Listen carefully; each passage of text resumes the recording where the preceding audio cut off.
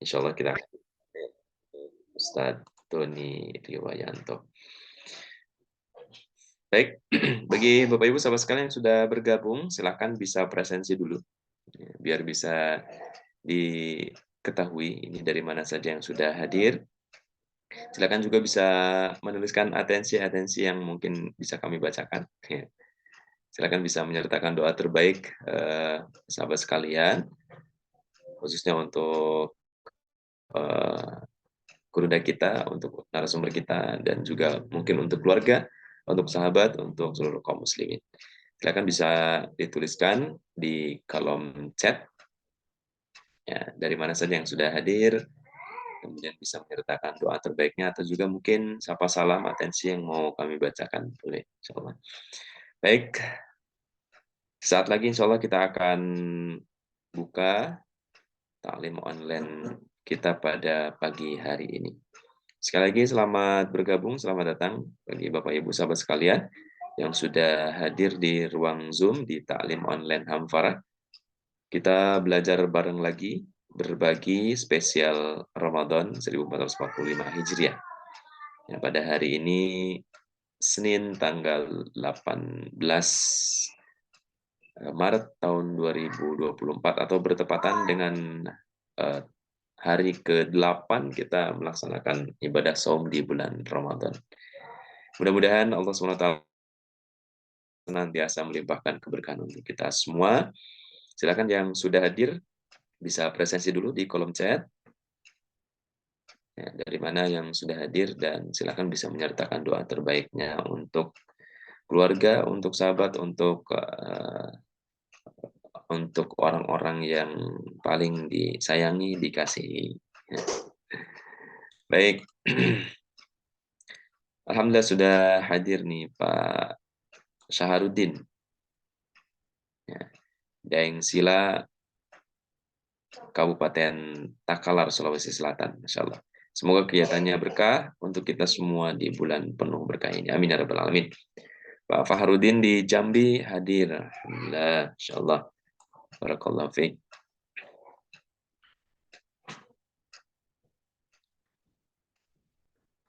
Baik, alhamdulillah sudah berdatangan nih sahabat-sahabat sekalian.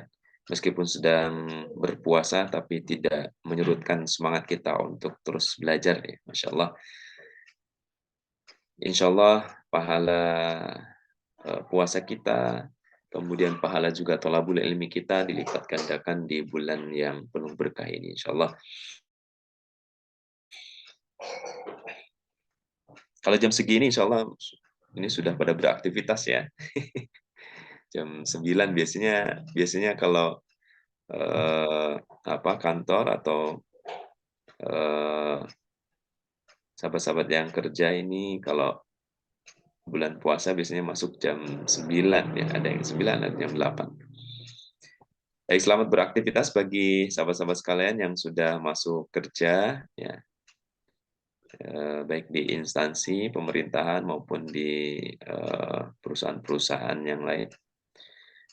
Mudah-mudahan semangat bekerjanya menjadi pahala bagi Anda sekalian, khususnya bagi bapak-bapak ini, para kepala keluarga. Semoga ini menjadi pahala yang berlipat ganda, ya berjuang untuk keluarga. Masya Allah. Apalagi di bulan Ramadan yang penuh berkah ini. Baik, Pak Aib Syarifuddin di Bandung. Alhamdulillah, kumaha damang di Bandung menuju musim naonnya. Hujan. Hujan kayaknya masih terus hujan. Ini saya juga sedang di Jawa Barat, sedang di Majalengka. Tetanggaan Bandung. Alhamdulillah. Baik, alhamdulillah sudah pukul 9:04. Kita akan buka terlebih dahulu majelis kita. Alhamdulillah Gurunda ya, kita sudah hadir juga di ruang Zoom. Ya Ustadz Doni ini sudah hadir. Baik, kita mulai saja majelis kita pada pagi hari ini. Bismillahirrahmanirrahim. Assalamualaikum warahmatullahi wabarakatuh. Waalaikumsalam warahmatullahi wabarakatuh. Alhamdulillahi wahdah, sadaqa wa'dah, wa nasara abdah, wa a'azza jundah, wa hazamal ahzaba wahdah. Asyhadu an la ilaha illallah wahdahu la syarika lah wa asyhadu anna Muhammadan abduhu wa rasuluhu la nabiyya ba'dah. Allahumma shalli wa sallim wa barik ala Rasulillah Muhammad ibn Abdullah wa ala alihi wa ashabihi wa man tabi'ahum bi ihsanin ila yaumil qiyamah. Wa qala rabbi shrah li sadri wa yassir li amri wa hlul 'uqdatam min lisani yafqahu qawli ya fattahu ya alim. Allahumma inna nas'aluka 'ilman nafi'an wa rizqan thayyiban wa 'amalan mutaqabbalan.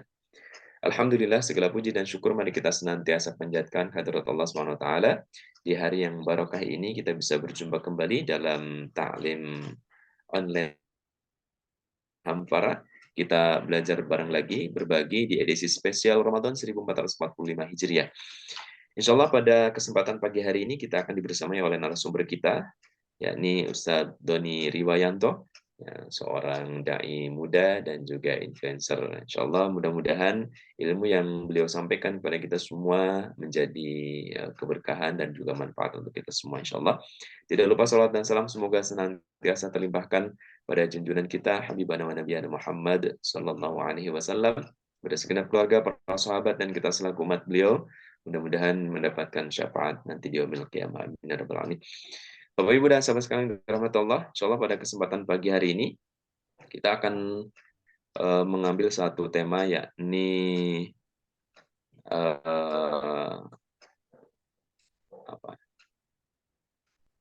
tema kita pada pagi hari ini memperoleh esensi mindfulness ibadah selama Ramadan. Ya, Masya Allah. Baik, untuk menambah keberkahan majelis kita pada pagi hari ini, mari kita awali dengan bersama-sama melafalkan umul kitab Al-Fatihah. أعوذ بالله من الشيطان الرجيم بسم الله الرحمن الرحيم الحمد لله رب العالمين الرحمن الرحيم مالك يوم الدين إياك نعبد وإياك نستعين اهدنا الصراط المستقيم صراط الذين أنعمت عليهم غير المغضوب عليهم ولا الضالين. Semoga majelis kita senantiasa diberikan kemudahan dan kelancaran oleh Allah Subhanahu wa taala. Amin ya rabbal alamin. Baik. Alhamdulillah Gurunda sudah hadir di tengah-tengah kita. Beliau sudah masuk di ruang Zoom. Kita coba sapa terlebih dahulu apakah beliau sudah terhubung. Assalamualaikum Ustaz. Waalaikumsalam warahmatullahi wabarakatuh. Masya Allah. Bagaimana kabarnya Ustaz? Sehat?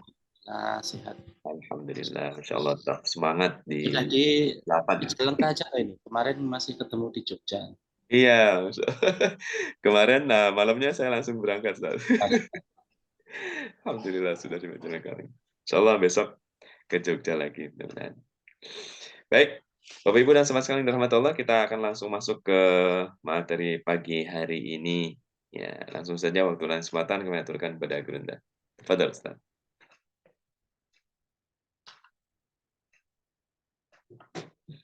Masih mute, Ustaz?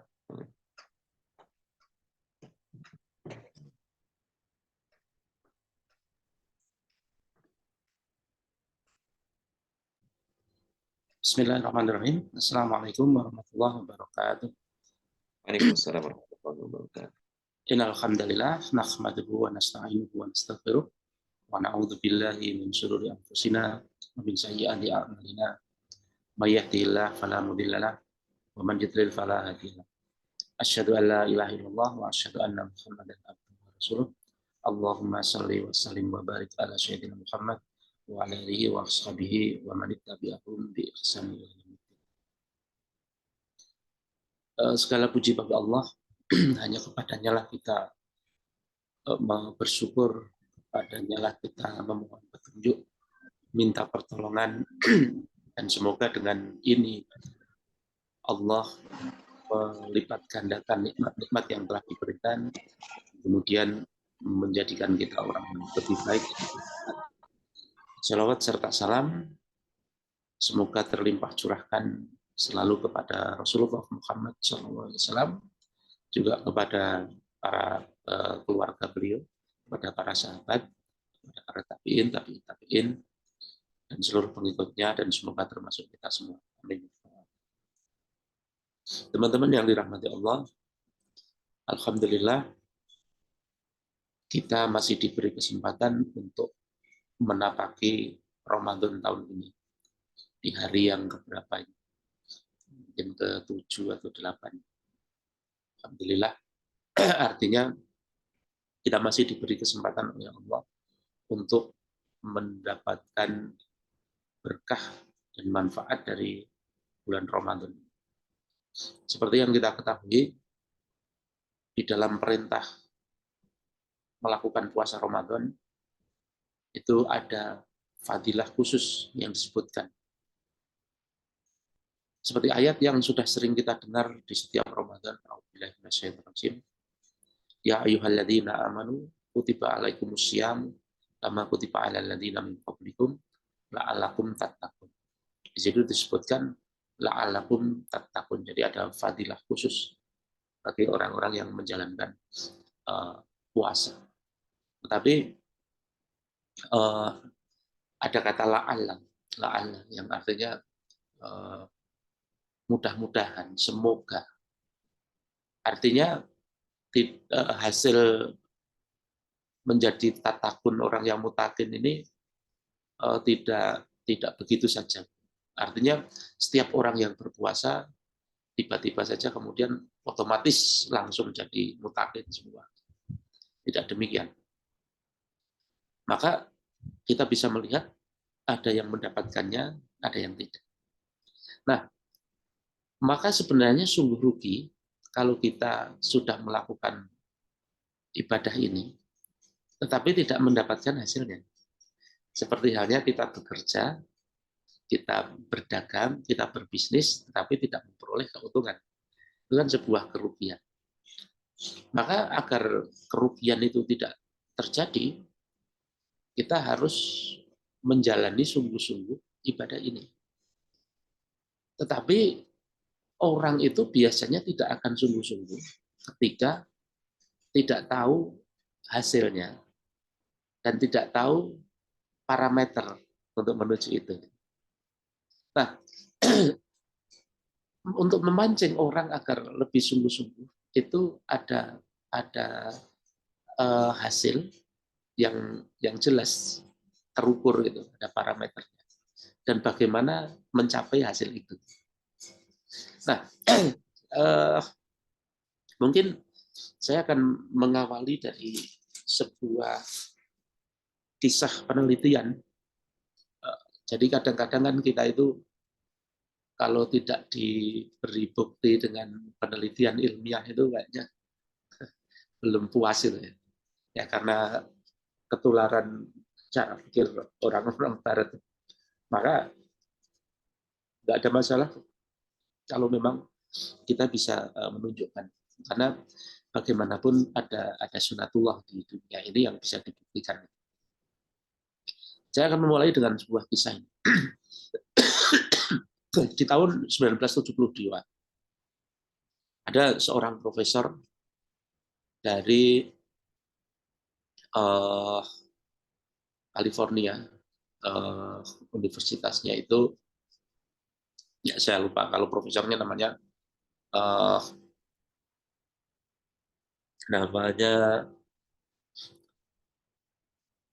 Walter.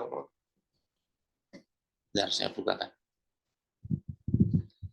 Jadi beliau itu membuat sebuah penelitian yang kemudian diberi judul Marshmallow Experiment. Marshmallow Experiment ini mengumpulkan anak-anak balita masih di usia kindergarten, diberi uji coba.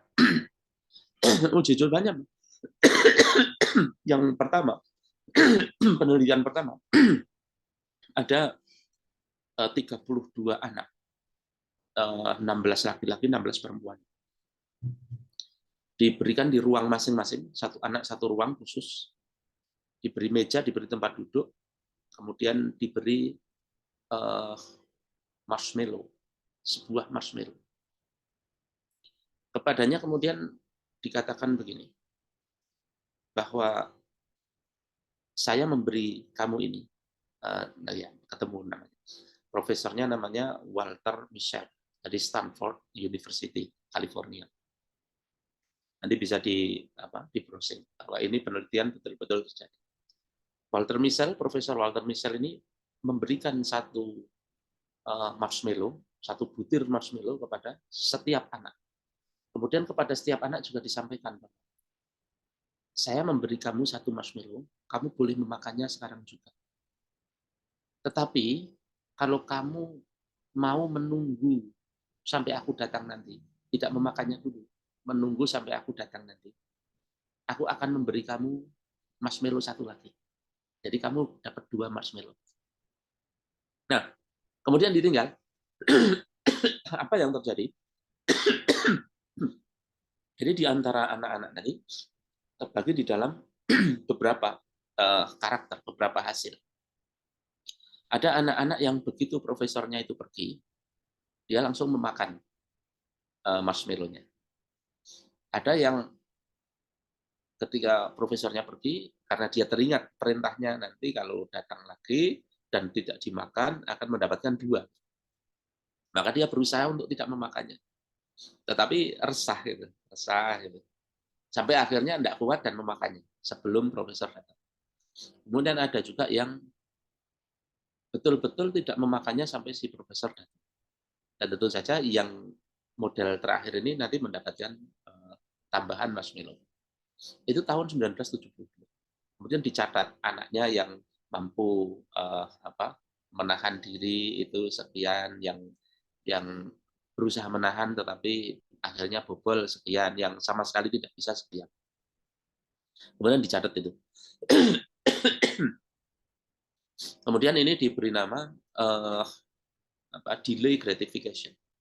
Kemampuan delay gratification, mendelay, menjeda, menunda gratification,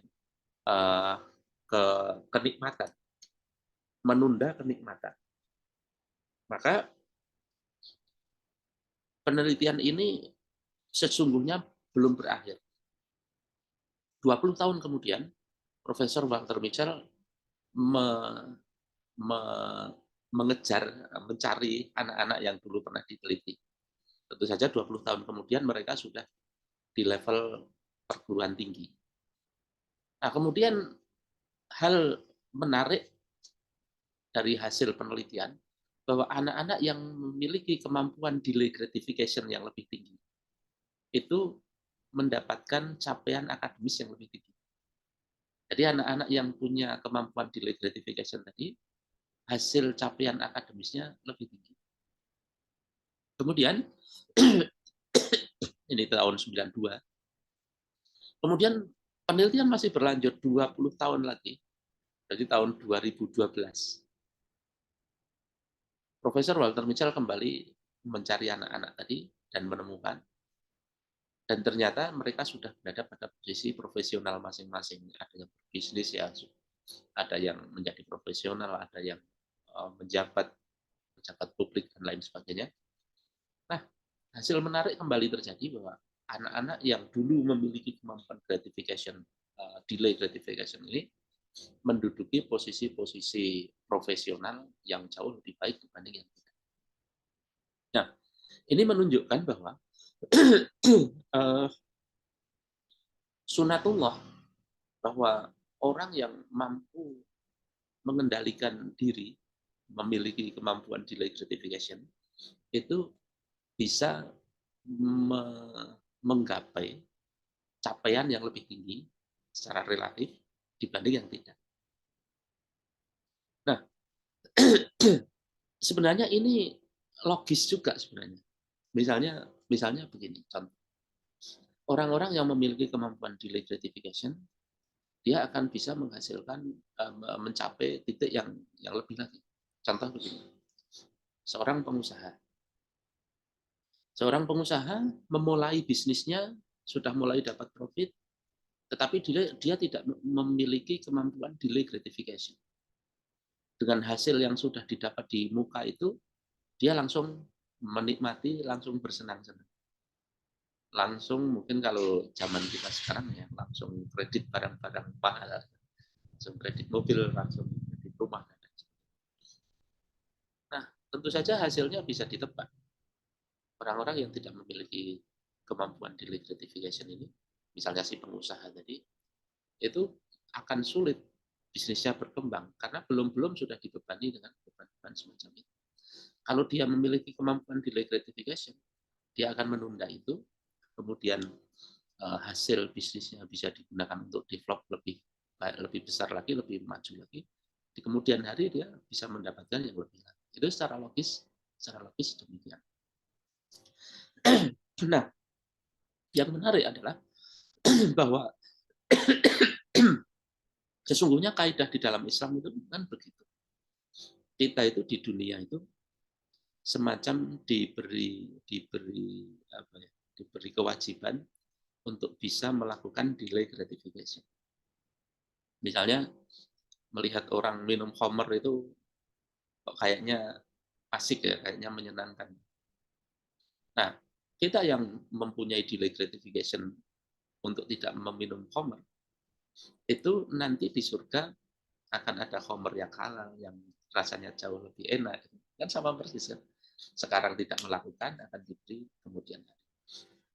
Dan itu juga sesuai dengan yang dikatakan bahwa dunia ini adalah penjara bagi orang beriman dan surga bagi orang kafir. Artinya dunia ini memang bukan tempat untuk gratification. Gitu. Dunia ini tempat untuk mendelay gratification, walaupun tidak semuanya. Artinya yang kita delay adalah yang diharamkan oleh Allah. Nah, yang menarik apa? Melalui puasa, itu kita dilatih delay gratification sebenarnya.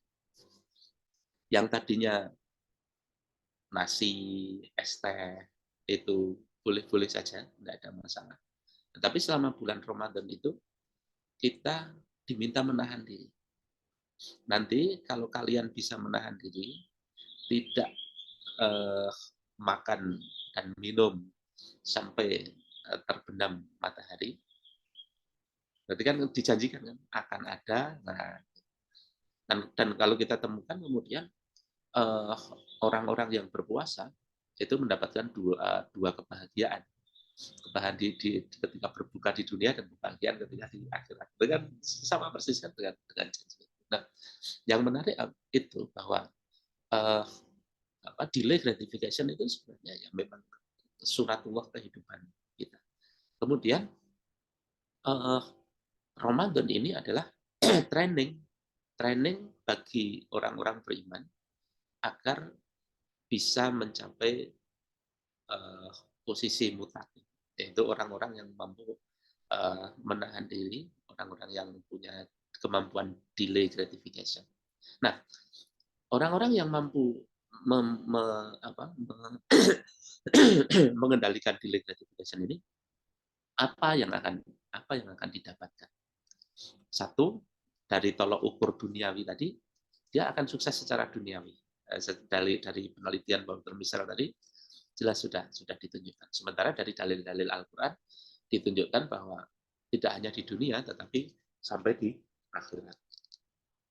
Jadi ada jaminan kesuksesan bagi orang-orang yang memang bisa memanfaatkan training Ramadan ini dengan baik. Dan yang kedua, seperti disebutkan juga di dalam Al-Quran, ittaqillaha yakhrujul makhraja, akan diberi jalan keluar. Dan orang yang bertakwa akan diberi rezeki dari arah yang tidak disangka-sangka, gitu kan? Jadi ada banyak bonus ya. Yang pertama jelas ya, misalnya wasyari'u ila magfiratin min rabbihim wa jannatin arduha samawati wal ard uiddat lil muttaqin. Surga yang seluas langit dan bumi itu nanti di akhirat. Kemudian di dunia akan mendapatkan kesuksesan. Terus kemudian masih di dunia akan mendapatkan jalan keluar dari persoalan-persoalannya, akan mendapatkan rezeki dari arah yang tidak disangka-sangka. Nah, kita bahas tentang jalan keluar. Jalan keluar itu begini. Di setiap manusia itu pasti punya problem.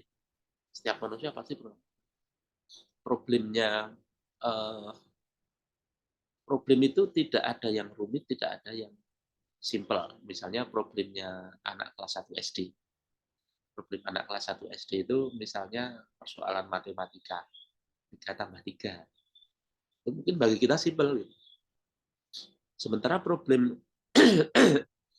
Bagi mahasiswa S3 mungkin jauh lebih rumit bagaimana menyusun disertasi, bagaimana mempertanggungjawabkan.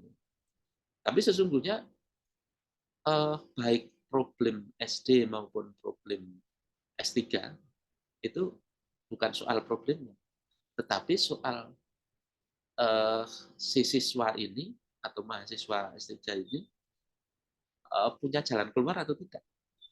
Walaupun soalnya sepele, misalnya 3 tambah 3, faktanya ada juga tuh anak kecil yang nggak bisa menjawab. Walaupun serumit apapun ujian S3, banyak juga yang lulus S3. Ya. Itu artinya masalahnya itu bukan sederhana atau rumit, tetapi ada jalan keluar atau tidak. Nah, maka di dalam perkara kehidupan kita juga sama. Perkara kita walaupun perkara sehari-hari sepele, ya. Perkara sehari-hari sepele. Tetapi tidak ada jalan keluarnya. Itu pusing juga. Gitu. Nah, sebaliknya perkara rumit banget, tetapi ada jalan keluarnya, itu juga menjadi mudah. Nah, dan itu janji Allah bahwa orang-orang yang bertakwa satu diberi surga, kemudian diberi jalan keluar bagi setiap perkaranya, dan kemudian diberi rezeki dari arah yang tidak disangka-sangka. Yang kadang-kadang kita mikir, wah sudah mumet, sudah mentok ini. Tapi ternyata tidak tahu dari arah mana, dari arah yang tidak disangka-sangka. Rezeki itu apa? Yaitu karena bonus bagi orang-orang yang bertakwa tadi. Nah, persoalannya kan gini, pasti semua orang pengen mendapatkan itu, mendapatkan surga, mendapatkan jalan keluar, mendapatkan rezeki dari arah yang tidak disangka-sangka, mendapatkan kesuksesan, kan? Semua orang pengen itu. Nah, syaratnya apa? Menjadi orang yang bertakwa. Nah, untuk menjadi orang yang bertakwa, itu apa? Trainingnya Ramadan. Trainingnya Ramadan. Maka harusnya kalau orang paham itu bahwa orang bertakwa itu banyak keuntungan yang didapatkan. Harusnya dia berjuang mati-matian untuk menjadi orang yang bertakwa. Dan untuk menjadi orang yang bertakwa itu salah satu trainingnya adalah Ramadan. Nah, berikutnya adalah bertakwa itu yang seperti apa? Bertakwa itu yang seperti apa? Oke, kita kembali dulu ke dalil perintah puasa. Ya ayyuhalladzina amanu kutiba alaikumusyamu kama kutiba alal ladzina min qablikum la'allakum tattaqun. Ya ayyuhalladzina amanu. Ini seruan bagi orang yang beriman. Kutiba alaikumusyamu, diwajibkan siam. La'allakum tattaqun. Akan menjadi orang yang bertakwa, muttaqin. Nah, berarti ini berarti tidak semua orang yang beriman itu sudah berada di level muttaqin. Kan begitu? Karena apa? Perintah bagi orang yang beriman agar bertakwa. Perintah bagi orang yang beriman agar bertakwa. Kan berarti bisa jadi ini belum bertakwa kan begitu. Nah, bagaimana keterangannya? Para ulama menyebutkan bahwa orang beriman itu memiliki tingkatan-tingkatan. Tentu tingkatannya ini bukan tingkatan keyakinan ya. Kalau keyakinan, keimanan itu harus 100%. Itu enggak boleh tidak gitu. Misalnya, saya yakin pada Allah, 99 yakin bahwa Tuhan kita itu Allah, enggak bisa gitu. Namanya keyakinan itu harus 100%.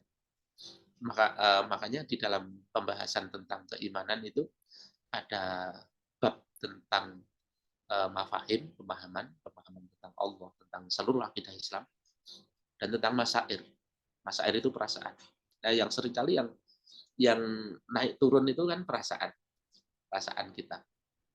Dan yang naik turun lagi itu adalah perwujudan dari keimanan tadi, konsekuensi dari keimanan tadi. Sama-sama orang beriman, tetapi ada yang rasa keimanannya lebih tinggi, ada yang perwujudan amalnya lebih tinggi, ada yang tidak. Nah, yang dimaksud tingkat-tingkat keimanan itu bukan tingkat pemahaman, tetapi lebih ke tingkat perasaan dan tingkat implementasi di dalam kehidupan. Nah, di dalam tingkat implementasi tadi, orang beriman itu dibagi berlevel-level. Pertama level muslim, kemudian level mukmin, kemudian level muhsin, level mukhlis, dan yang paling tinggi adalah level mutakin. Yang pertama, level muslim. Muslim itu berarti orang Islam. Orang Islam berarti orang yang menjalankan rukun Islam. Seperti kita tahu, rukun Islam adalah syahadat, sholat, zakat, puasa, haji. Maka orang yang menjalankan 5 ini, dia disebut orang Islam atau Muslim. Maka ketika seseorang itu sudah menjalankan 5 perkara tadi, itu bukan berarti terus kemudian dia sudah di puncak yang tertinggi. Itu baru dasar, baru sesuatu yang paling dasar, yang paling basic bagi orang beriman. Sholat, syahadat, sholat, zakat, puasa, haji. Walaupun di antara 5 ini nanti hanya 2 yang menjadi kunci, yang mutlak. Karena gini, kalau syahadat kan mutlak harus syahadat. Sholat juga mutlak harus sholat. Tidak ada keringanan, boleh tidak sholat, itu kan ya kecuali wanita pas haid. Tapi kalau misalnya puasa ini ya ada keringanan, orang yang bepergian, orang sakit, wanita yang sedang menyusui dan lain sebagainya. Kemudian zakat ini juga bagi orang yang sudah mencapai qaul dan nisab. Kemudian haji juga bagi yang mampu. Artinya yang mutlak tidak boleh ditinggalkan kan 2, syahadat sama sholat. Tetapi ini bisa jadi belum mampu dan lain sebagainya. Tetapi kalau memang sudah mampu semua yang 5 ini, berarti sempurna. Sempurnanya apa? Sempurna basicnya, bukan sempurna secara keseluruhan. Baru sempurna basic. Nah, maka ketika selesai basicnya, sempurna basicnya ini bukan berarti terus kemudian berpuas diri, harus meningkat di level orang yang mutakin. Mutakin secara khusus, bukan mutakin secara umum, mutakin secara dalam pengertian khusus. Maksudnya bagaimana? Maksudnya begini. Orang-orang yang menjalankan rukun Islam itu boleh jadi menjalankan karena kebiasaan. Karena gini, kita punya anak kecil, belum balik, itu kita biasakan sholat, kita biasakan puasa. Maka kemudian begitu dia tumbuh sampai balik, sampai dewasa, karena sejak kecil sudah kita biasakan melakukan sholat, melakukan puasa, maka dia merasa tidak enak kalau belum sholat, merasa tidak enak kalau tidak puasa di bulan Ramadan. Tapi itu hanya perasaan, itu hanya kebiasaan. Maka itu harus ditingkatkan. Bukannya tidak boleh, boleh membangun kebiasaan semata-mata itu boleh, dan memang harus itu. Tetapi tidak cukup berhenti di situ, bahwa kita sholat itu hanya kebiasaan, hanya ritual yang sifatnya rutinitas, karena sudah terbiasa maka harus dijalankan. Ya, bukan seperti itu. Maka harus ditingkatkan. Tingkatkannya bagaimana? Tidak sekedar kebiasaan, tetapi ada idrok silah billah di dalam. Ada kesadaran hubungan kita dengan Allah. Di dalam sholat kita, di dalam puasa kita, di dalam haji kita, itu ada idrok silah billah di dalam. Caranya bagaimana? Caranya mendalami rukun iman, maka menjadi orang yang takin, mendalami tentang Allah, mendalami tentang malaikat, mendalami tentang kitab-kitab Al-Quran, mendalami tentang Rasul, mendalami tentang hari akhirat, mendalami tentang qada qadar. Nah, ini kunci qada qadar. Nah, nanti dengan pemahaman rukun iman yang sempurna, itu akan muncul idrak silah billah, yang kemudian akan memperkuat kebiasaan sholat, zakat, puasa, haji yang di level muslim tadi menjadi ibadah yang lebih kokoh lagi. Jadi di level mutakin. Kemudian ini juga kalau sudah selesai di sini juga belum selesai, harus ditingkatkan lagi. Ditingkatkan di level muhsin. Muslim, mukmin, muhsin. Nah, muhsin itu apa?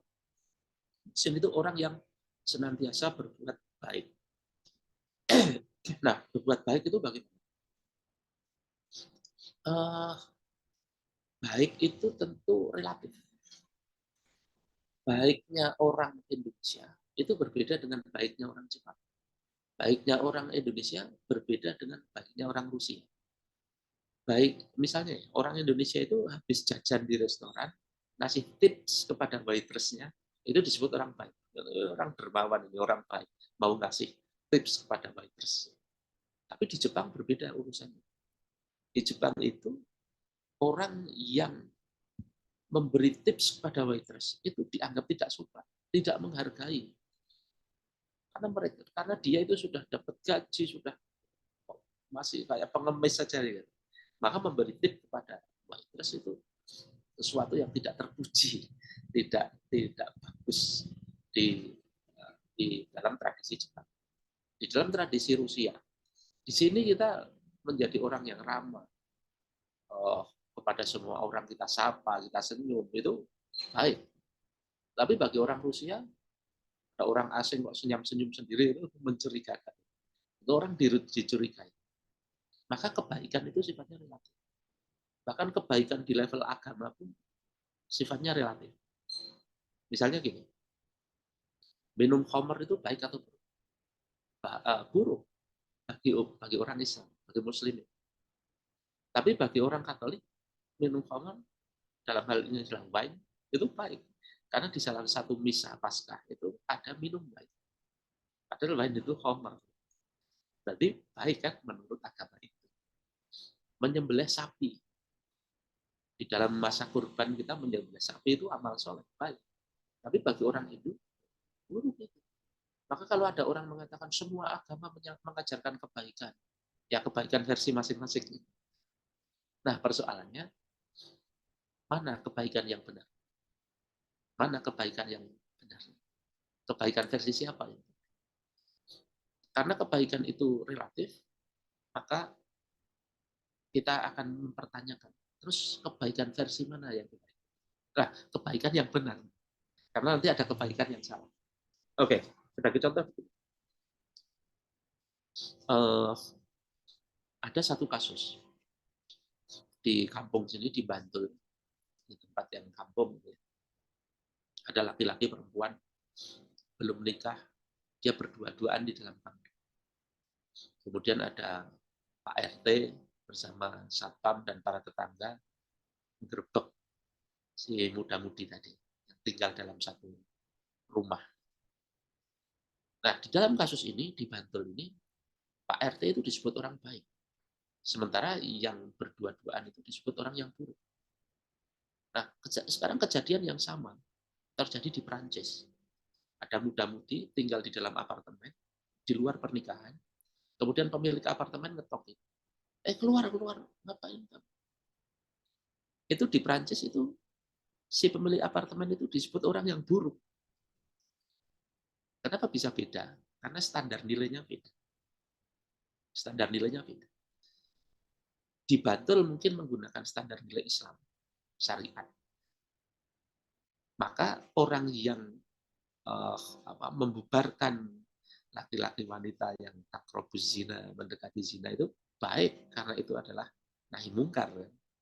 Dalam standar Islam itu baik. Kenapa di Prancis itu menjadi buruk? Karena standarnya bukan Islam, standar nilai. Standar nilainya adalah standar nilai hak asasi manusia. Masing-masing punya hak. Terserah, itu kan hidup-hidup dia, hak dia. Itu kan tubuh-tubuh dia, hak dia. Kamu kok ganggu-ganggu saja. Yang ganggu, yang tidak baik. Nah, baik buruknya beda. Standar. Tindakannya sama, membubarkan laki-laki wanita yang tidak dalam pernikahan, terus kemudian berdua-duaan. Tapi di Bantul, orang yang membubarkan disebut baik, di Prancis orang yang membubarkan disebut buruk. Apa yang membedakan? Nilainya. Nah, sekarang kita lihat. Nilai mana yang benar? Nilai di Bantul, nilai Islam, atau nilai di Prancis? Nilai hak asasi manusia. Sebenarnya secara rasional pun bisa kita buktikan. Contohnya begini. Hak asasi manusia paling asasi. Hak asasi paling asasi. Orang mengatakan hak asasi paling asasi itu hak hidup. Nah, hak asasi, hak itu contohnya begini. Ini handphone saya. Ini hak saya. Artinya apa? Artinya saya bisa menjualnya kapanpun, bisa memakainya kapanpun, bisa membuangnya kapanpun, bisa mensedekahkan kapanpun. Kenapa? Karena ini hak saya. Nah, perkaranya hidup kita itu hak kita atau bukan? Kalau hidup kita itu hak kita bisa menentukan kapan kita lahir. Kita bisa memilih kapan kita mati.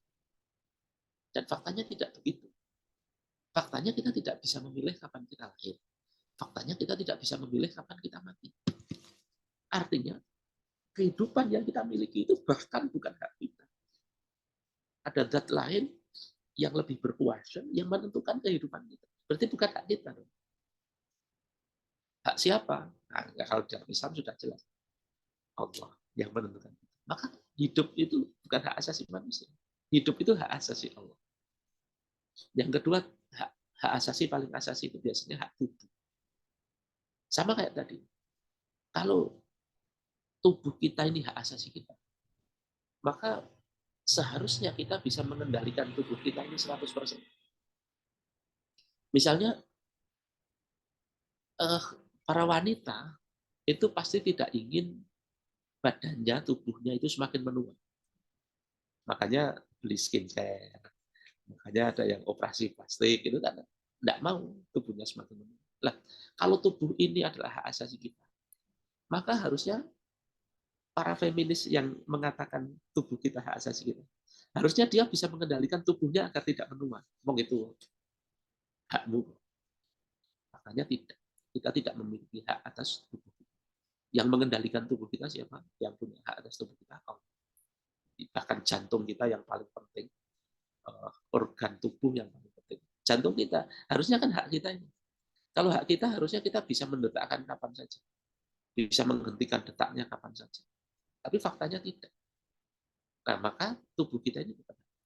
Nah, itu dua tolok ukur tadi sudah cukup untuk menunjukkan bahwa hak asasi manusia yang membebaskan manusia untuk menentukan apapun berdasarkan nilai hak asasi manusia itu batil. Faktanya tidak. Hak hidup bukan hak manusia, hak tubuh bukan hak manusia. Sementara di dalam Islam mengatakan hak Allah. Maka ketika hidup ini diatur Allah, tidak diatur oleh diri sendiri. Ketika tubuh ini diatur Allah, tidak diatur diri sendiri, itu lebih rasional. Nah, lebih benar kan? Maka bisa kita lihat sebenarnya benar salah, baik buruk yang mana yang benar. Apakah baik buruk versi hak asasi manusia atau baik buruk versi Allah. Nah, singkat cerita, kita sudah yakin benar bahwa baik buruk itu yang benar adalah baik buruk versi Allah.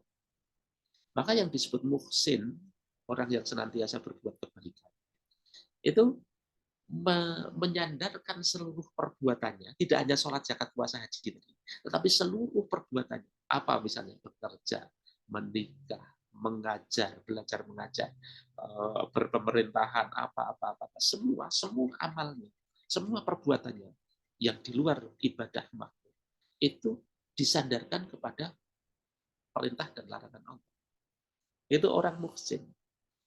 Orang kalau muslim itu baru sholat, zakat, puasa, haji aja. Tapi kalau muhsin itu tidak hanya sholat, zakat, puasa, haji, tapi seluruh amalnya, apapun itu disandarkan pada syariat. Itu muhsin. Nah, kemudian level berikutnya adalah mukhlis. Mukhlis itu orang yang ikhlas. Definisi ikhlas itu bukan uh, apa mengerjakan sesuatu, tidak usah dipikir, memberi tanpa, bukan itu. Ikhlas itu kan dari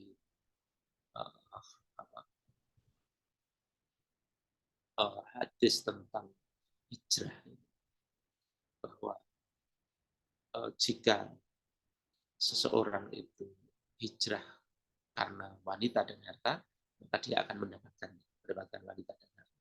Jika hijrah karena Allah dan Rasulnya, maka dia juga akan mendapatkan. Kenapa? Innamal a'malu binniyat. Sesungguhnya setiap amal itu tergantung pada niat. Nah, niat yang disebut ikhlas itu ketika kita meniatkan amal kita, semua amal kita karena Allah. Nah, maka orang yang sudah level mukhlis ini, yang tentu saja level mukhlis ini tidak boleh menghilangkan level muslim, mukmin, dan muhsin. Artinya sholat, zakat, puasa, haji dijalankan, pemahaman tentang keimanannya dikokohkan, kemudian seluruh perbuatannya berlandaskan syariat, tetapi dihadirkan di sana kesadaran niat karena Allah. Semuanya niat karena Allah, niat karena Allah, niat karena Allah. Itu mukhlis. Nah, kemudian kita tingkatkan lagi menjadi mutakin. Nah, mutakin itu ini sudah beyond lagi. Nah, mutakin itu yang seperti apa? Mutakin itu kalau di dalam tadi lanjutan dari ayat wasyari ulama rabbikum wa jannatin arduha samawati wal ardu uiddat lil muttaqin. Nah, lanjutannya mutakin yang seperti apa? Alladzina yunfikuna fis sarra'i wad dharra'i wal kadhimina al-ghaidha wa afina 'anil nas.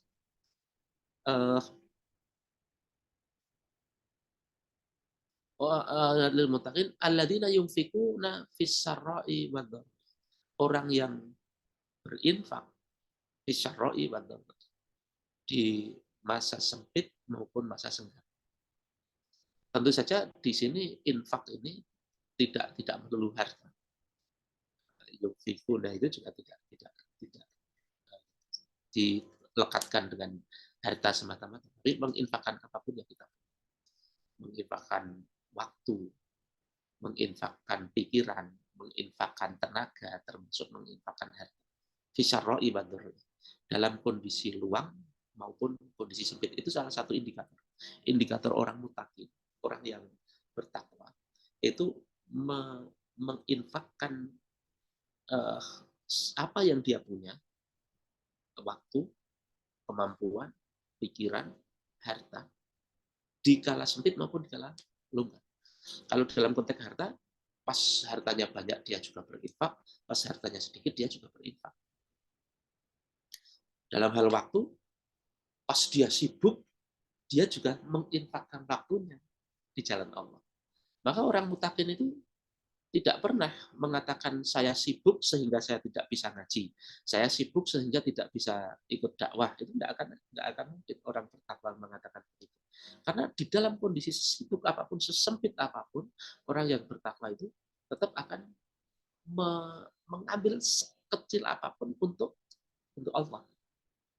Begitu juga dengan kemampuan. Aku tidak punya kemampuanku sangat lemah. Aku tidak sepinter kiai ini, ilmuku tidak setinggi ustadz itu dan lain sebagainya. Itu kan sempit dalam bidang ilmu. Tapi itu tidak menjadi penghalang. Di dalam kondisi sempit ilmu pun tetap menginfakkan kemampuan. Dalam kondisi badan yang sudah lemah tetap menginfakkan. Jadi orang yang mutakin itu salah satu korinahnya adalah dalam kondisi lapang ataupun sempit itu menginfakkan apa yang dia punya. Kalau di dalam bahasa Jawa itu orang-orang yang demikian itu dia sudah tidak kedunian. Kadunian itu keduniawian. Orang yang masih keduniawian itu pasti waktunya akan dihabiskan untuk mencari dunia, mencari kekayaan, kerja dan lain sebagainya. Orang yang ketika diajak ngaji, diajak dakwah itu masih mengatakan, waduh aku sibuk bekerja, itu berarti dia masih duniawi banget. Ketika apalagi harta, itu masih duniawi banget. Waktu juga sama. Nah, orang yang mutakin itu satu korinah yang pertama itu dia sudah tidak terlalu duniawi. Dunia dikejar, tetapi dia tahu benar dunia ini sementara, maka ada hal yang lebih besar yang harus dia berjuang. Itu yang pertama.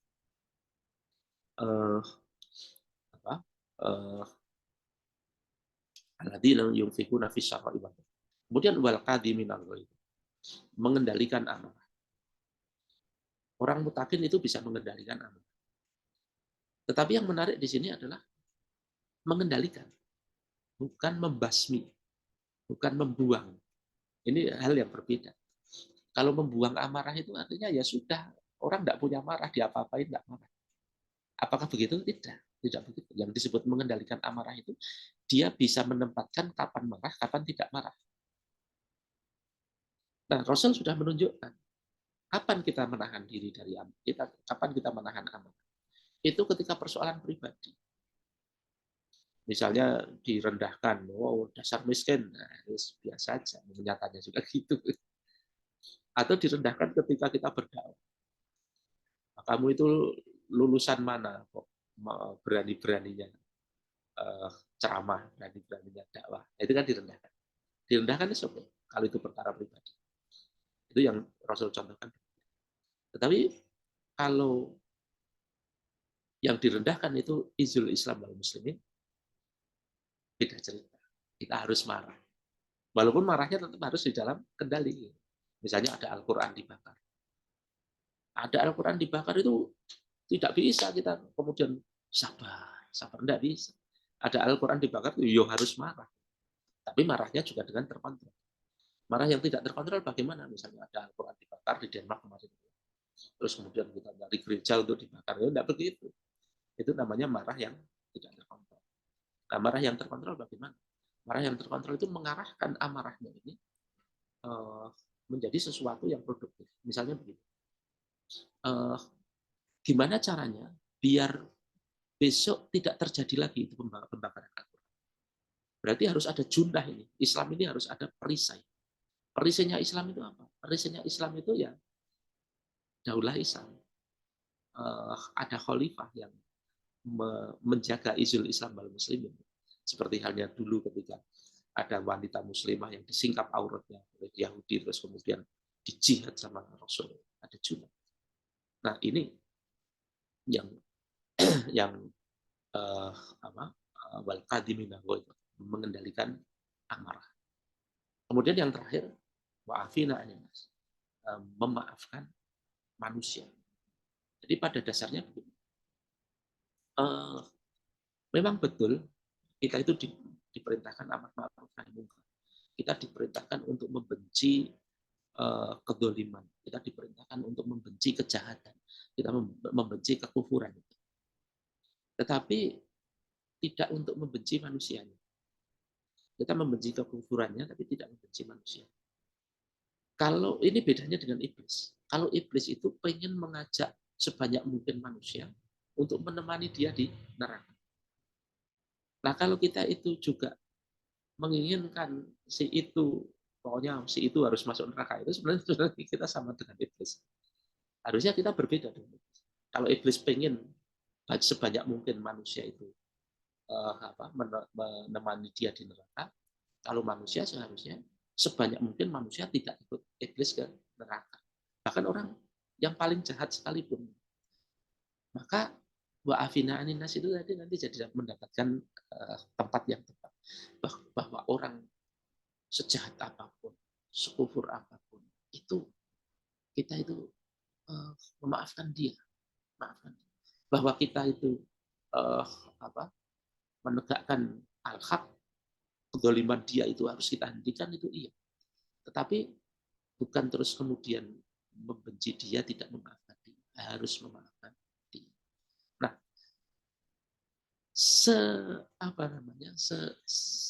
complicated itu mutakin. Dan tentu saja level mutakin ini tidak boleh meninggalkan level-level yang lain. Muslimnya terjaga, mukminnya terjaga, muhsinnya terjaga, mukhlisnya terjaga, mutakinnya juga. Nah, yang menarik lagi, Ramadan itu melatih semua indikator tadi. Ramadan itu melatih semua indikator tadi. Misalnya yunfikuna fis syarra'i wad dharra. Itu orang berpuasa itu terbiasa untuk melatih diri untuk seperti itu, untuk tidak kadunyan dalam bahasa Jawa. Dia bisa memberikan dalam kondisi lapang maupun kondisi sakit. Orang yang berpuasa juga dilatih untuk mengendalikan amarah. Orang yang berpuasa juga dilatih untuk memaafkan. Lengkap gitu, lengkap. Nah, teman-teman yang dirahmati Allah, jika kita bisa menggali hikmah-hikmah Ramadan yang luar biasa. Satu, kita lihat dulu hadiahnya.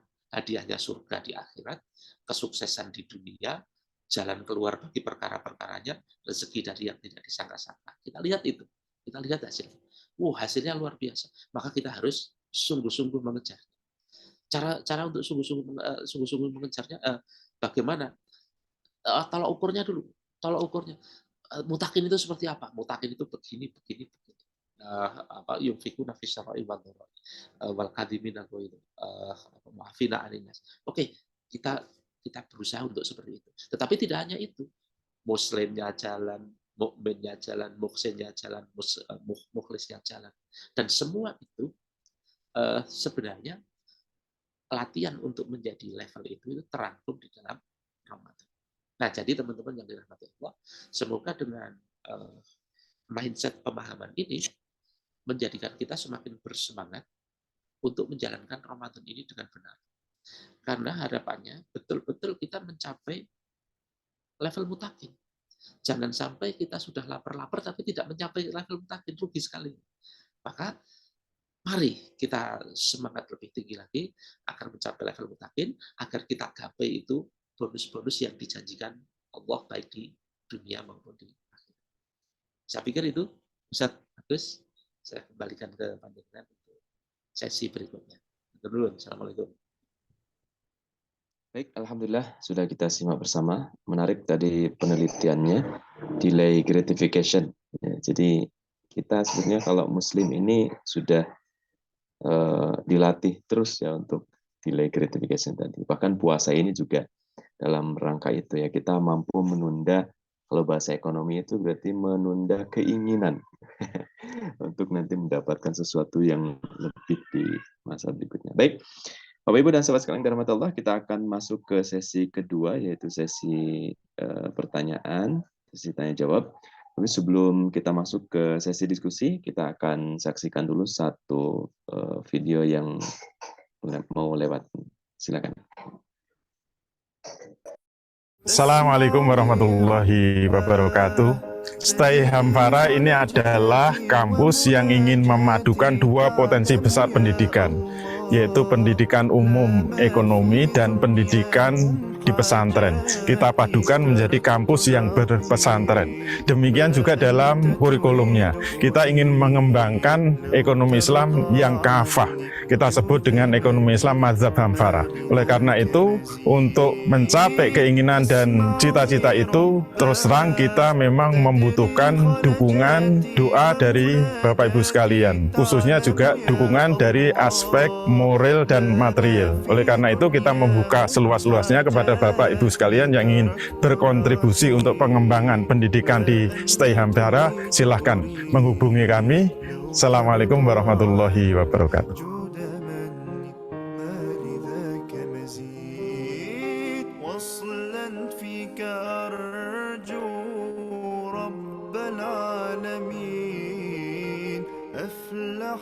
من سينجو بالحب اليقين يا قلبي ناداك واتمنى تبقى انت وياي يا Assalamualaikum warahmatullahi wabarakatuh. Kami dari siswa Hamfara dan keluarga besar Stay Hamfara Yogyakarta mengucapkan banyak terima kasih, jazakumullah jasa kepada para donatur wakif yang telah memberikan kebaikan berupa donasi dan juga wakaf untuk pembangunan dan pengembangan kampus Stay Hamfara Yogyakarta. Alhamdulillah sepanjang tahun 2023 ini kami siswa Hamfara telah merealisasikan donasi dan wakaf dari para donatur dan wakif sebanyak 6 proyek. Yang pertama, cor lantai 1 gedung utama Stay Hamfara dengan nilai Rp20.977.000. Kemudian yang kedua, perbaikan atap asrama Ikhwan Hamfara tahap 1 sebesar Rp190.580.000. Kemudian yang ketiga, perbaikan atap kamar mandi asrama Akhwat Hamfara sebesar Rp22.800.000. Kemudian yang keempat, tampilan gedung utama Stay Hamfara sebesar Rp34.215.500. Kemudian yang kelima, pembongkaran plafon asrama Ikhwan Hamfara tahap 1 sebesar Rp1.680.000. Dan kemudian yang terakhir keenam, yakni pembuatan profil tampilan depan gedung utama sebesar sebesar Rp7.670.000. Insya Allah di tahun 2024 kami dari siswa Hamfara akan tetap melanjutkan pembangunan dan pengembangan kampus ST Hamfara Yogyakarta. Yang pertama, perbaikan atap asrama Ikhwan tahap 2, yaitu di sisi utara dan juga di sisi timur. Kemudian di gedung utama kampus ST Hamfara Yogyakarta, yakni di sisi barat dan juga di sisi timur. Dan kemudian yang ketiga, masjid kampus Hamfara yang kemudian atapnya akan kami beri kubah. Maka kami mengajak kepada Bapak Ibu sekalian, khususnya kakak alumni, untuk berpartisipasi mendukung terhadap pembangunan dan juga pengembangan kampus ST Hamfara berupa donasi, dan insya Allah akan menjadi pahala jariah, pahala investasi untuk Bapak Ibu dan kakak alumni sekalian. Semoga sehat selalu. Terima kasih. Jazakumullah jaza. Wassalamualaikum warahmatullahi wabarakatuh. Baik, itulah tadi 2 ternyata videonya, bukan 1. Sudah kita simak bersama. Bagi Bapak Ibu sahabat sekalian yang mau berdonasi atau berwakaf, silakan bisa menghubungi admin Siswa Hamfara. Ya, baik, kita masuk ke sesi tanya jawab. Silakan Bapak Ibu sahabat sekalian yang sudah hadir bisa bertanya langsung dengan raise hand terlebih dahulu, atau bisa menuliskan pertanyaan di chat. Ya, silakan tuliskan pertanyaan Bapak Ibu di kolom chat Zoom. Ya, baik, silakan. Siapa duluan yang mau bertanya?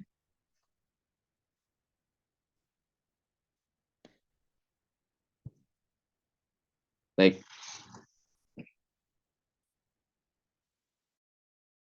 Belum ada. Baik, kalau begitu saya yang bertanya dulu mungkin sambil menunggu nanti. Nah, tadi ada leveling Islam, kemudian Muslim, mukmin, kemudian muhsin, mukhlis, mutakin. Nah, ini bagaimana untuk menggapai masing-masingnya? Apakah ini ada apa ya, semacam indikatornya masing-masing atau seperti apa saat ini?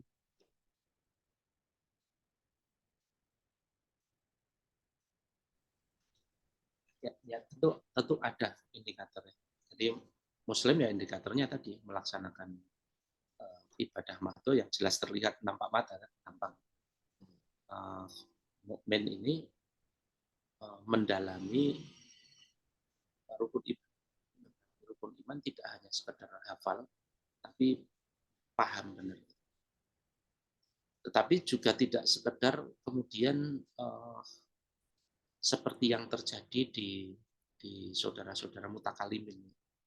Terjadi perdebatan tentang akidah yang kemudian justru tidak produktif. Nah, itu malah tidak tepat. Untuk menjadi di level mukmin yang tinggi, itu indikatornya itu bahwa akidah yang dibahas itu membuat seseorang produktif. Kalau perdebatan akidah itu tidak membuat seseorang produktif, itu sesungguhnya perdebatan yang tidak terlalu berimpact. Maka level mukmin ini terlihat dari impact. Impact-nya seorang mukmin itu misalnya ini, orang yang imannya tinggi, itu tidak mungkin dia menginginkan surga yang terendah. Misalnya orang mengatakan yang penting masuk surga, surga yang paling rendah tidak apa-apa. Itu berarti bukan, itu indikator bahwa dia imannya tidak tinggi. Orang yang beriman itu ya pengennya surga yang tertinggi, pengennya pahala yang paling banyak, pengennya nah gitu. Jadi keimanan yang benar itu, akidah yang benar itu menjadikan dia produktif, indikator. Kemudian muhsin indikatornya jelas bahwa dia menjadikan syariat sebagai sandaran seluruh perbuatannya. Dia tidak akan melakukan sebuah perbuatan kalau memang itu dilarang oleh syarak. Jadi seluruh perbuatannya itu terkawal di dalam syariat. Berarti kalau ukurnya jelas, perbuatan dia sesuai dengan syariat atau tidak. Bahkan perbuatan sampai sekecil apapun sesuai dengan syariat atau tidak, indikatornya itu. Nah, mukhlis ini yang susah. Mukhlis ini kan urusannya itu hati. Amalia hati itu amalia yang bagi orang lain itu tidak bisa dilihat. Maka indikator mukhlis itu, kalau indikator dalam artian kita melihat orang lain ya, itu menjadi sulit. Tetapi kalau indikator bagi diri kita sendiri itu mungkin. Contoh begini, di dalam berdakwah ini kan kita orang bekal mukmin yang tadi produktif itu kan fastabiqul khairat, berlomba-lomba dalam kebaikan. Misalnya di dalam arena dakwah. Di dalam arena dakwah ini bagi orang-orang yang beriman akan saling berlomba-lomba. Aku pokoknya ibadahku, dakwahku harus lebih baik. Seperti halnya misalnya Umar itu pengen berfastabiqul khairat dengan Abu Bakar dan tidak pernah bisa menang. Tetapi jiwa fastabiqul khairatnya itu kan ada. Nah, tetapi seringkali di dalam fastabiqul khairat ini, kalau mukhlisnya tidak terbangun, keikhlasannya tidak terbangun, nanti yang muncul itu apa? Hasad yang tidak tepat. Misalnya begini, melihat capaian dakwah temannya dan dia nggak suka. Nah, itu indikator bahwa mukhlisnya belum terbangun. Nah, kalau mukhlisnya terbangun, maka dengan capaian dakwah temannya itu tidak ada rasa sakit hati, tidak ada rasa cemburu, karena urusan dia dengan Allah, bukan dengan orang lain. Walaupun kita tetap fastabiqul khairat ya, tetap pokoknya aku harus lebih lagi. Iya, tetapi fastabiqul khairat ini bukan fastabiqul khairat dalam bidang hasad, tetapi dalam bidang memaksimalkan diri dalam menjalankan dakwah misalnya. Nah, jadi indikator level mukhlis ini indikator bagi diri sendiri. Maka mukhlis, di level mukhlis ini kita tidak usah menilai orang lain, tapi menilai diri sendiri. Apakah kita sudah menjadi. Sementara mutakin ya tadi. Mutakin malah lebihan. Kalau mukhlis tadi tidak bisa kita melihat orang lain, tetapi kalau mutakin malah bisa. Kalau mutakin itu orang kok dalam kondisi lapang maupun sempit, di dalam dakwah itu dia tetap kenceng, mutakin. Di dalam kondisi semarah apapun dia tetap terkendali, ya ini mutakin. Dalam kondisi apapun dia memaafkan manusia, ini mutakin. Nah, orang-orang yang mutakin inilah kemudian mendapatkan bonus-bonus tadi yang dijanjikan oleh Allah. Saya pikir indikator-indikator tadi bisa. Ya, tapi sebenarnya yang penting sih jangan menilai orang lain ya, indikator-indikator tadi itu untuk menilai diri sendiri. Seringkali. Saya pikir itu, Ustaz Agus. Baik, Ustaz. Justru malah di level puncak tertinggi mutakin ini akan terlihat ya, tercermin dari amal orang. Baik, ada yang mau bertanya? Silakan, Bapak Ibu.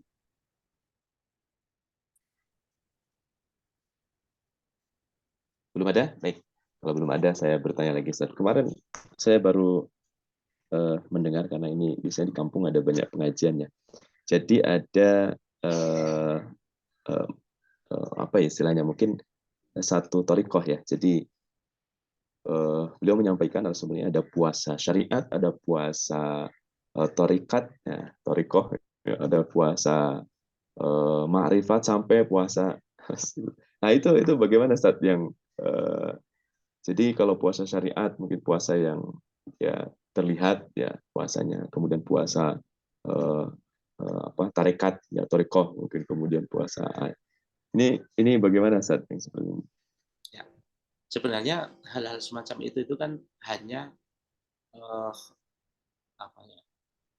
manusia merumuskan sebuah fakta. Jadi teori itu sebenarnya adalah bagaimana manusia merumuskan sebuah fakta, kan begitu. Nah, bahasa dia bahwa ada orang yang puasanya hanya syariat, itu sebenarnya hampir mirip dengan yang saya sebutkan di level pertama tadi. Dia Muslim, zakat puasa, sholat zakat puasa haji, tetapi hanya sebatas kebiasaan. Itu sebenarnya yang dimaksud begitu. Walaupun sebenarnya untuk mengambil istilah syariat itu sebenarnya tidak tepat. Tetapi ya kita lupakan dulu masalah ketidaktepatan mengambil istilahnya. Tetapi yang dia maksudkan itu Maka mohon dipahami, jangan jangan dijadikan pertikaian dengan mereka yang dimaksudkan. Kemudian thariqat saya tidak tahu kalau thariqat, karena ini syariat, thariqat, hakikat, makrifat itu kan kaidahnya Naqsabandi kan, kaidahnya Naqsabandi. Tapi kalau yang saya pahami begitu. Level syariat itu maksudnya baru kebiasaan saja, menjalankan sebuah amal karena kebiasaan. Nah, hakikat itu sebenarnya yang saya sebutkan tadi apa? Iman tadi, mukmin tadi. Dia paham hakikatnya. Hakikat Allah, hakikat rezeki, hakikat qada, hakikat gitu. Nah, hakikatnya puasa itu apa sih? Nah, itu bahwa ini adalah perintah Allah untuk menuju kepada ketakwaan, itu kan hakikat puasa. Jadi orang puasa tidak sekedar kebiasaan karena dibiasakan orang tua sejak kecil, tetapi tahu hakikatnya puasa. Lah kita ini sedang mempelajari hakikat puasa. Pertemuan kita ini sedang mempelajari hakikat puasa, bahwa puasa itu mengantarkan orang pada level mutakin itu yang seperti ini. Nah, itu kita sedang mempelajari hakikat puasa. Maka berarti apa? Kita bisa berpuasa di level hakikat kalau sudah tahu semacam ini. Kemudian puasa level makrifat. Nah, makrifat itu bedanya apa dengan hakikat?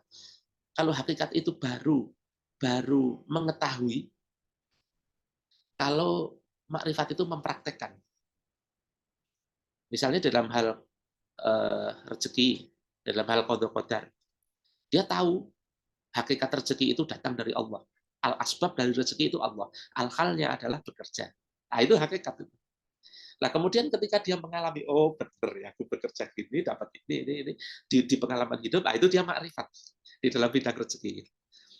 Dia makrifat di dalam bidang kekuasaan Allah. Wah betul, Allah itu memberi jalan keluar bagi saya ketika saya berada dalam. Itu makrifat, level makrifat. Nah, makrifat itu hubungannya dengan apa? Hubungannya dengan praktek kemudian menemukan realitas dari hakikat yang dia pelajari. Itulah makrifat. Nah, maka kemudian kapan puasa kita di level makrifat? Ya, ketika kita berpuasa itu kemudian mencapai level mutakin, terus kemudian oh iya, saya diberi jalan keluar sama Allah itu. Oh iya, itu saya mendapatkan rezeki dari arah yang tidak disangka-sangka. Oh iya, nah itulah puasa di level makrifat. Nah, jadi gitu. Tidak usah dijadikan pertikaian sama mereka, tetapi ya yang penting di ini aja diluruskan. Karena kadang-kadang gini, nuwun sewu. Teman-teman yang di situ di lapangan itu keluar tentang syariat, hakikat, ma'rifat, itu enggak paham juga hakikat itu yang seperti apa, ma'rifat itu yang seperti apa. Justru ya mohon maaf, malah kita paham hakikat itu maksudnya apa, ma'rifat itu. Saya pikir itu, Ustaz Agus. Baik, betul. Jadi tadi ada yang resen tadi siapa? Ya, tadi ada Pak siapa? Syarudin ya yang mau bertanya. Apakah terlempar? Silakan Pak Syarudin.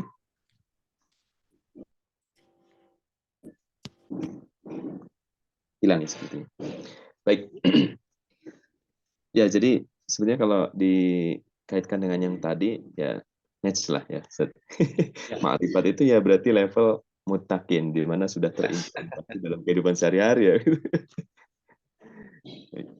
Baik, silakan. Ada yang mau bertanya lagi?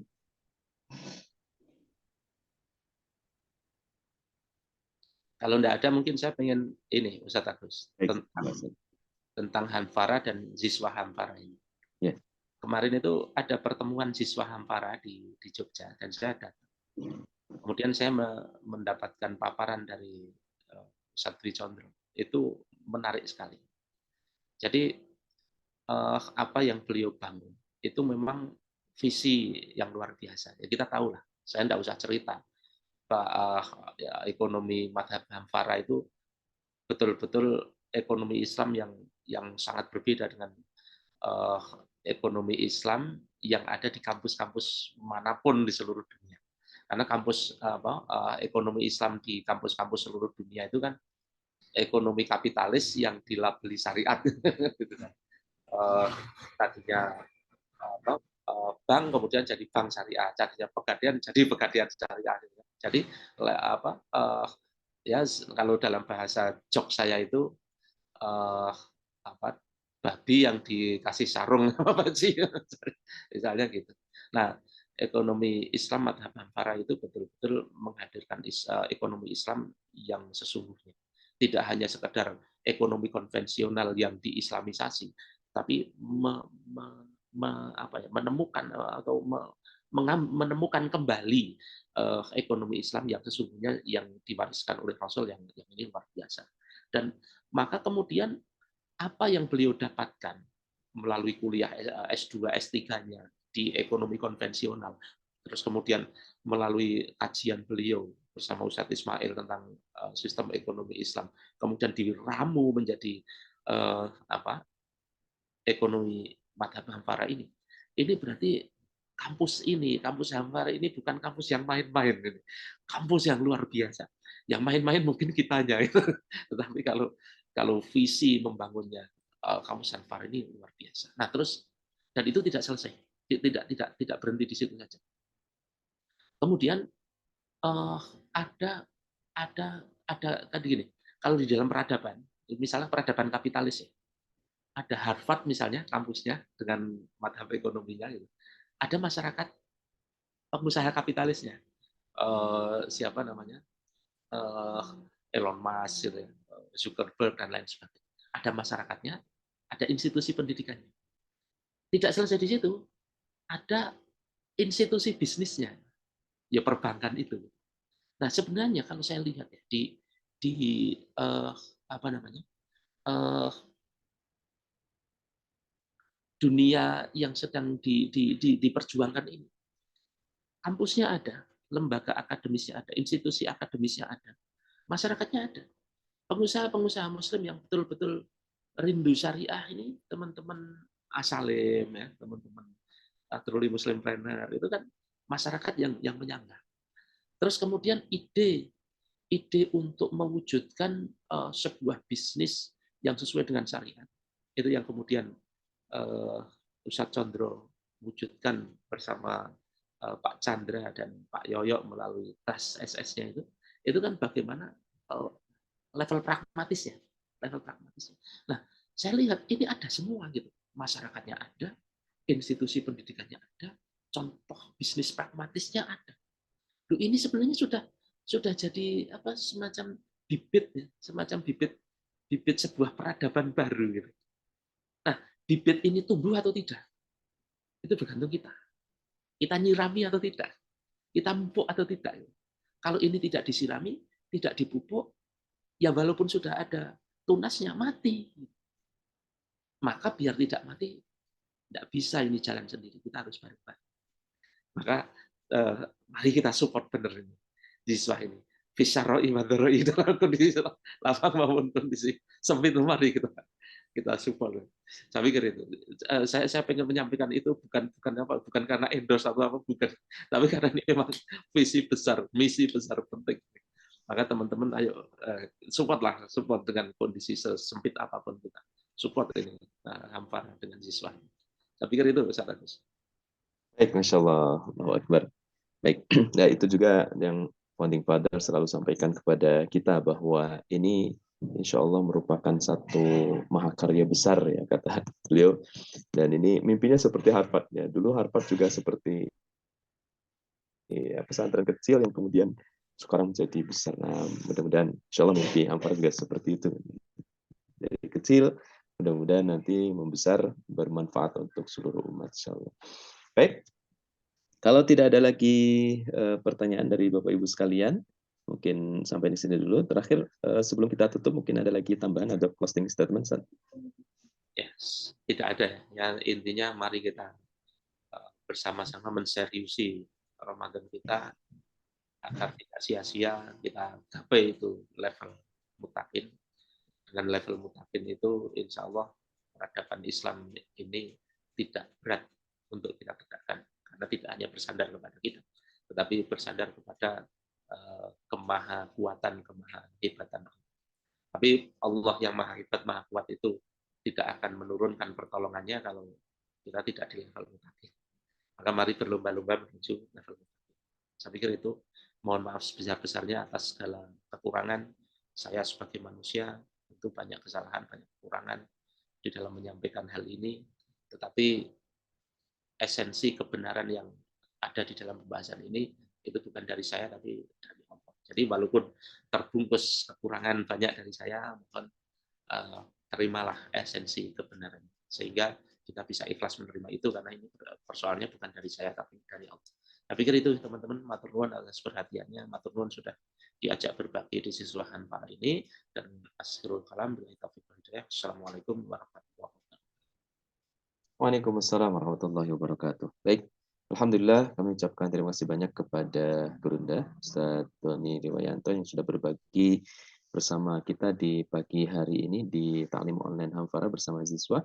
Terima kasih banyak juga Bapak Ibu sahabat sekalian yang sudah hadir, yang sudah bergabung di ruang Zoom. Semoga kita semua senantiasa diberikan kekuatan, keistiqomahan untuk terus belajar, dan semoga puasa kita dan ibadah kita yang lainnya mengantarkan kita menjadi manusia-manusia yang muttaqin tadi insyaallah. Mari kita akhiri dengan bersama-sama baca doa kafaratul majelis. Subhanakallahumma bihamdika asyhadu an la ilaha illa anta Subhanakallahumma wa bihamdika asyhadu an la ilaha illa anta astaghfiruka wa atubu ilaik. Alhamdulillah, terima kasih banyak. Insyaallah kita akan berjumpa lagi pada Ta'lim Online Hanfara berikutnya. Terima kasih. Assalamualaikum warahmatullahi wabarakatuh.